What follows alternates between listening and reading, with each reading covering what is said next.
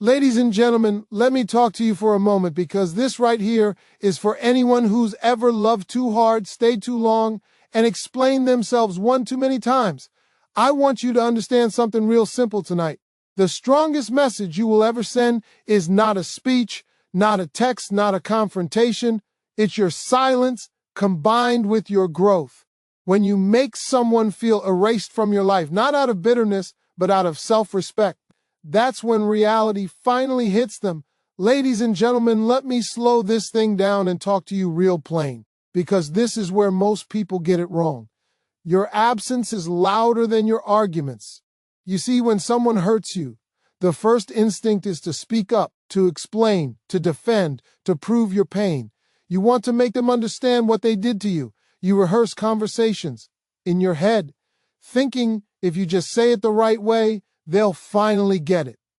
But here's the truth most people don't want to hear. Understanding does not change behavior. Consequences do. Every time you argue, every time you explain how they made you feel, every time you cry and still stay, you are teaching them that hurting you comes with no real cost. They learn that no matter what they do, you'll still be there to talk it out, work it out, or tolerate it. Words become background noise, your pain becomes familiar, and once pain becomes familiar, it loses its impact. That's why arguments don't shake people the way absence does. When you remove yourself, when you stop showing up, when you stop reacting, something powerful happens. The silence creates space, and in that space, reality finally speaks. They start noticing the things your presence used to cover up, the quiet mornings, the unanswered messages, the empty seat, the lack of emotional support. Absence forces reflection, and reflection is uncomfortable. Arguments let people stay defensive. Absence makes them face the truth alone. See, when you're present, people can ignore their guilt. They can rationalize their behavior. They can tell themselves you'll be fine, you're strong, you always bounce back. But when you're gone, there's no distraction, there's no reassurance, there's no emotional safety net. That's when regret sneaks in. Not because you said the perfect thing, but because you stopped saying anything at all. And let me tell you something important. Absence only works when it's real. You can't disappear and still be watching their social media every 5 minutes. You can't go silent but still be emotionally available. Real absence is when you stop checking, stop waiting, stop hoping they'll notice. It's when you redirect your energy back to yourself. That's what makes it loud. That's what makes it permanent. A lot of people are afraid of being absent because they think silence means losing control. But silence is control. When you argue, you give away control. You give them your emotions, your time, your attention. When you step back, you reclaim all of it. And control over your own life is the most attractive, powerful position you can be in. People don't miss what they can still access. Let that sink in. If they can still reach you emotionally, if they can still get a response, if they can still feel your presence, there's nothing to miss. Absence creates value. Distance creates clarity. When you are no longer there to absorb their bad behavior, they finally feel the weight of it. Now I know this isn't easy. Silence feels unnatural when you care. Absence feels like punishment when you're the one hurting. But this isn't about punishing anyone. This is about protecting yourself. This is about choosing peace over proving a point. Because let me tell you something. The strongest people are not the loudest ones. They're the ones who know when to walk away without making a scene. And here's the part that really changes things. When you stop arguing, when you stop explaining, when you stop fighting to be understood, you free up energy. That energy starts going into your healing. Your confidence comes back. Your smile looks different. Your posture changes. Your life starts moving forward again. And that's when absence becomes undeniable, because now they don't just feel your silence, they see your growth. That's when the questions start. That's when they wonder why you're no longer reacting, why you're no longer available, why you seem happier without them. And that confusion, that discomfort, that's the sound of absence working. You didn't say a word, but the message came through loud and clear. So understand this tonight. You don't need to argue your worth. You don't need to explain your pain. You don't need to convince anyone to value you. The moment you remove yourself from what hurts you, life starts speaking on your behalf. And trust me, silence backed by self-respect will always say more than words ever could. Ladies and gentlemen, let me tell you something that took me a long time to understand. And it's this right here. Self-respect creates consequences without confrontation. Most people think consequences have to be loud. They think you have to argue, threaten, explain, or demand change. But real consequences don't raise their voice. Real consequences simply change access. When you finally decide to respect yourself, you don't need to announce it. Your actions do all the talking. See, confrontation feels powerful in the moment. You get to say how you feel. You get to release your ions. But confrontation often keeps you stuck. You end up going in circles, repeating the same conversations with the same outcome. You confront, they apologize, you forgive, and the behavior stays the same. Why? Because nothing actually changed for them. They still had you. They still had access. They still had comfort. And without loss, there's no motivation to do better. Self-respect is different. Self-respect says, I don't need to fight for basic decency. Self-respect says, I don't need to convince you to treat me right. When you choose yourself, you remove yourself from situations that don't honor you. That removal is the consequence. And the thing about consequences is this. They teach lessons that words never can. When you stop answering every call, stop explaining every boundary. Stop showing up where you're not appreciated, something shifts. At first, they may not even notice. They assume you'll come back like you always do. They think this is just another phase, another emotional moment. But then time passes, days turn into weeks, and your absence becomes permanent. That's when reality sets in. Here's what people don't like to admit. They don't change because you ask them to. They change because the cost of staying the same becomes too high. And self-respect raises that cost. When someone realizes they lost access to your energy, your support, your love, your presence, they start to feel the weight of their choices. That's not you being cruel. That's life being fair. Now let me be clear. Self-respect doesn't mean anger. It doesn't mean revenge. It doesn't mean coldness. It means clarity. It means knowing what you deserve and refusing to negotiate below that level. And clarity is intimidating to people who benefit from your confusion. When you stop doubting yourself, when you stop over-explaining, when you stop seeking validation, the dynamic changes instantly. A lot of people are afraid to choose self-respect because they think it will push people away, and sometimes it does. But listen to me carefully. Anyone who is pushed away by your self-respect was never meant to stay. The right people don't get offended by your boundaries. They rise to meet them.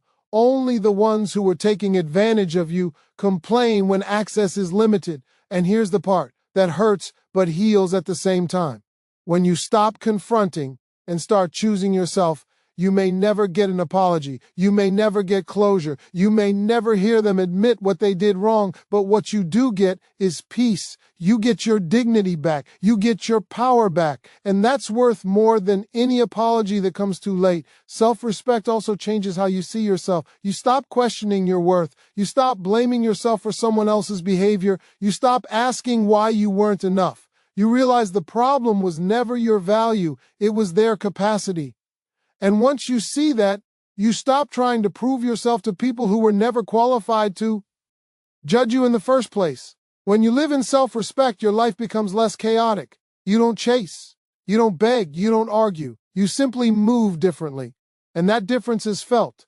People sense when you're no longer available for nonsense. They hear it in your silence. They see it in your choices. They feel it in the space you leave behind. So understand this, ladies and gentlemen.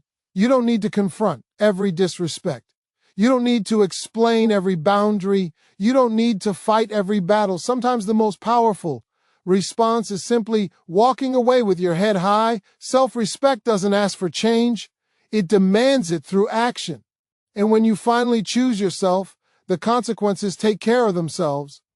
Ladies and gentlemen, let me talk to you about something that sounds cold on the surface, but is actually one of the strongest forms of self-love you'll ever practice, and that is emotional detachment. A lot of people misunderstand this. They think detachment means you never cared, or you're heartless, or you're pretending the pain didn't happen. That's not what it is at all.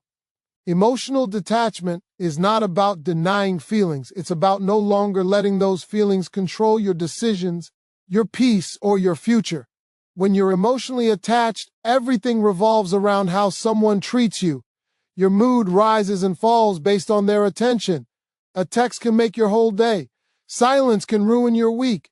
You replay conversations. You overthink tone. You analyze timing. And without realizing it, you hand someone the remote control to your emotional life. That's not love. That's surrendering power. Detachment begins the moment you realize that your feelings matter. But they don't have to rule you. You stop reacting instantly. You stop explaining yourself to people who already know what they're doing. You stop trying to be understood by someone who benefits from misunderstanding you. And that shift right there, that's power. Quiet power. Unshakable power. Here's the truth most people don't like to face. The more emotionally available you are to someone who mistreats you, the less they value what you give. Not because you're not valuable, but because humans often don't respect what has no boundaries. Detachment introduces boundaries without arguments. It says, I feel, but I'm not controlled by this. And that changes everything. When you detach emotionally, you stop chasing closure. You stop needing the last word. You stop waiting for them to finally get it. You understand that some people will never give you the apology you deserve, not because you weren't worthy, but because admitting they hurt you would require accountability. Detachment frees you from waiting on that moment that may never come. Now let me be real with you. Emotional detachment is not easy. It feels unnatural at first, especially if you're a caring person. Your instinct is to connect, to fix, to heal. But detachment teaches you discernment. It teaches you when to step back instead of leaning in. It teaches you that love without self-control turns into self-abandonment. When you stop reacting emotionally, people notice. They expect the old version of you, the one who would get upset, ask questions, seek reassurance, fight for clarity. And when that version doesn't show up anymore, confusion sets in. They don't know how to reach you. They don't know how to pull you back in. And that confusion often feels like loss. Detachment also gives you clarity. When emotions are running high, you see everything through pain. But when you create emotional distance, you start seeing patterns instead of moments. You stop focusing on what they say and start noticing what they consistently do. You stop excusing behavior and start accepting reality. And reality, even when it hurts, is freeing. One of the strongest GNS of emotional detachment is when you stop trying to be chosen. You no longer audition for a role in someone's life. You no longer compete for attention. You no longer prove loyalty to people who haven't earned it. You simply show up as yourself and let people reveal whether they're capable of meeting you there. And here's the part that really shifts the dynamic. When you detach emotionally, you become unpredictable in the best way. Not because you're playing games, but because you're no longer reacting on impulse. Your calm becomes unsettling to people who were used to controlling you through emotion. Your silence becomes louder than your explanations ever were. Detachment also protects your future. When you're emotionally attached to the wrong person, you make decisions that keep you stuck. You stay longer than you should. You tolerate things you shouldn't. You shrink yourself to keep the peace. Emotional detachment gives you the strength to walk away without hating anyone, including yourself. You start to understand that love doesn't require suffering. That connection doesn't require chaos. That peace is not boring, it's healthy. And once you experience that kind of peace, you become very selective about who gets access to you emotionally. Not everyone deserves the full version of your heart. So when you emotionally detach, you're not becoming cold, you're becoming conscious. You're choosing stability over drama. You're choosing self-respect over emotional addiction. You're choosing yourself. And the moment you do that, you stop feeling erased by others, because you finally stop erasing yourself. Ladies and gentlemen, let me tell you something powerful that most people don't realize until it's too late. Growth makes people regret losing access to you. Not arguments, not tears, not explanations. Growth. When you evolve, when you level up, when you become a stronger version of yourself, something happens in the minds of the people who once had you and didn't value you. They start to see what they lost, not because you told them, but because you became undeniable. See, when you're stuck, people feel comfortable leaving you. They assume you'll always be there. They think life will wait on them. They believe they can come and go as they please because nothing is really changing. But when you grow, when you move forward, when you transform, that comfort disappears. Growth introduces finality. It sends the message that time passed and they missed it. Real growth is quiet. It doesn't post every move. It doesn't announce every win. It happens in your habits, your mindset, your discipline, your peace. You start taking better care of yourself. You stop over-explaining. You stop settling. You stop negotiating your worth. And the people who walked away expecting you to remain the same suddenly realize they no longer recognize you. That realization hits hard because now they can't just step back into your life like nothing happened. Your standards are higher. Your tolerance is lower. Your energy is different. Growth changes access. And when access changes, regret follows. Not because they suddenly love you more, but because they now understand your value too late. The truth. People don't regret losing you when you're broken. They regret losing you when you're better without them. When they see you smiling again, when they hear you're doing well, when they notice you're no longer available for the same dynamics, that's when the regret starts creeping in. Because now, the narrative they told themselves no longer works. Growth also forces comparison. They compare the version of you they had to the version you became. And that gap, that's painful because it highlights their own stagnation. Your growth becomes a mirror they didn't ask for, and not everyone is comfortable looking into it. Some people don't regret hurting you. They regret that you didn't stay small. And let me say this clearly. Your growth is not revenge, it's recovery. It's not about proving anything to anyone. It's about honoring yourself after a season of being overlooked, undervalued, or taken for granted.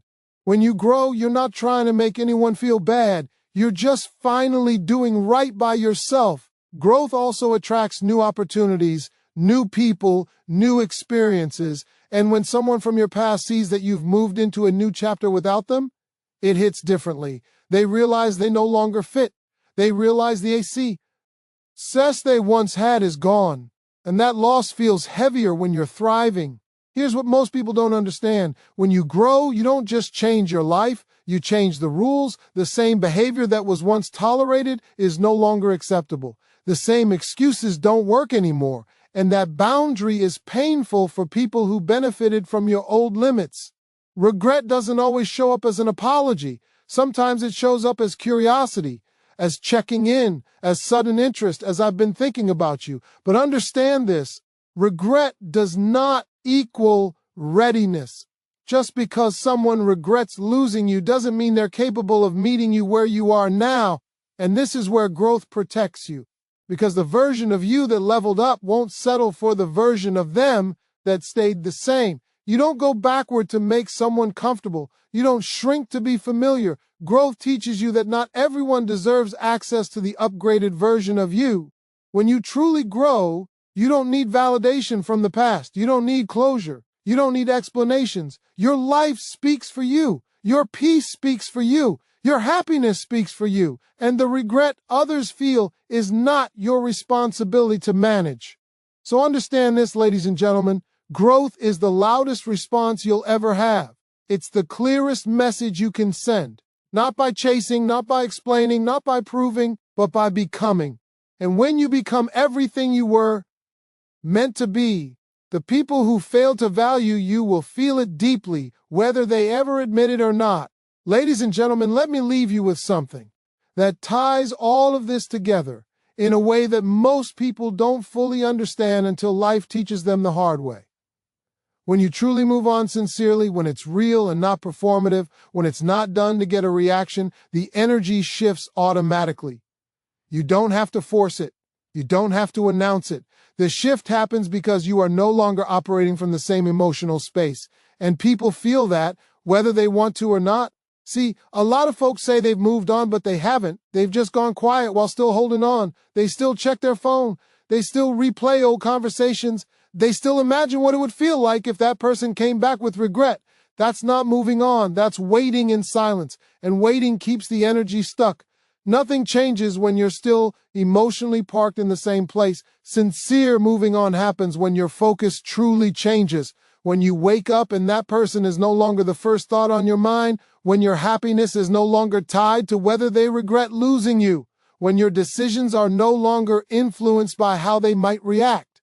That's when the shift becomes undeniable. Your energy becomes lighter. Your presence becomes calmer. Your spirit becomes less reactive. And that calm, that's powerful. When you sincerely move on, you stop trying to be seen. You stop trying to be remembered. You stop trying to be chosen. You're no longer auditioning for a role in someone's life who already showed you they didn't know how to value you. And the moment you stop trying, the dynamic flips. Because now the attention they once had from you is gone. Energy follows intention. When your intention changes from, I hope they realize what they lost, to, I'm building a life I love, everything around you starts responding differently. You attract different conversations, different opportunities, different people, and the past feels quieter, less heavy, less important. That's how you know you've moved on for real. And here's the part that surprises people. When you truly move on, that's often when the past tries to re-enter. Not because you called it back, but because the cord has finally been cut. People sense when they no longer have emotional access to you. They feel the absence at a deeper level, not just physically, but energetically. And that's unsettling. They notice you're not watching anymore, not reacting anymore, not available in the same way. Your responses, if any, are neutral. Your tone is calm. Your life seems full. And that fullness is what triggers regret. Because now they can't convince themselves that you're still waiting. But listen to me carefully. When someone comes back after you've genuinely moved on, it's a test, not a reward. It's life asking you if you've really grown or if you're just lonely. It's an opportunity to choose differently. And the version of you who truly moved on doesn't rush, doesn't chase, doesn't reopen wounds just to feel familiar pain. Sincere moving on also changes how you love in the future. You stop overgiving. You stop ignoring red flags. You stop confusing effort with potential. You become more present, more grounded, more selective, not closed off, just wiser. And that wisdom protects you from repeating the same cycles. You realize that closure doesn't come from conversations. It comes from acceptance. Acceptance that some people were lessons, not lifetimes. Acceptance that not everything broken is meant to be fixed. Acceptance that walking away can be an act of love for yourself. When the energy shifts, you don't need revenge. You don't need validation. You don't need them to regret anything, because your peace becomes enough. Your joy becomes enough. Your life becomes enough. And that's the highest level of freedom there is. So understand this, ladies and gentlemen. The real power isn't in making someone miss you. It's in reaching a place where it no longer matters if they do. When you sincerely move on, the universe rearranges itself around that decision. And whether someone comes back with regret or disappears forever, you win either way. Because why? Oh, finally chose yourself.